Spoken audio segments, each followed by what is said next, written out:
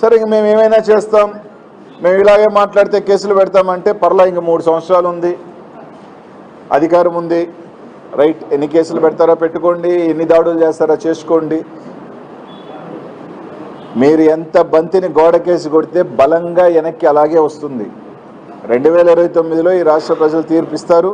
ఇదే విధంగా కానీ మీరు కొనసాగితే తప్పకుండా ఇంతే రెట్టింపుతో మీకు కూడా బలంగా ఇలాంటియే ఇంతకన్నా పెద్ద ఎత్తున జరుగుతాయి.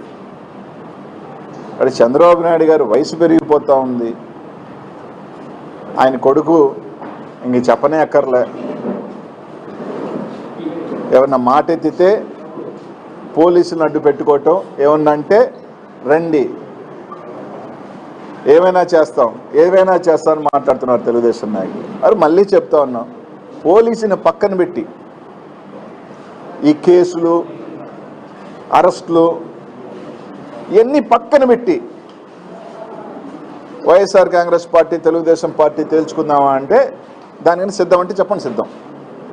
మీరు అన్ని పక్కన పెడదాం, అంతేగాని 100 మందిని పోలీసులు తీసుకొచ్చి కేసులు పెట్టి రాత్రి కాదు. పోలీస్ వ్యవస్థను పక్కన పెట్టి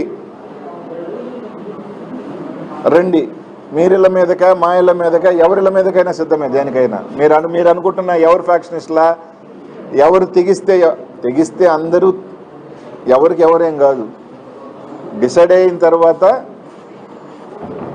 ఎవరైనా కానీ మంచి రాజకీయం కాదు. జగన్మోహన్ రెడ్డి గారు గత 5 సంవత్సరాలలో కూడా మేము ఎప్పుడు కూడా ఇట్లాంటి రాజకీయాలు చేయలేదు. జగన్మోహన్ రెడ్డి గారు ఎప్పుడూ చేయలేదు.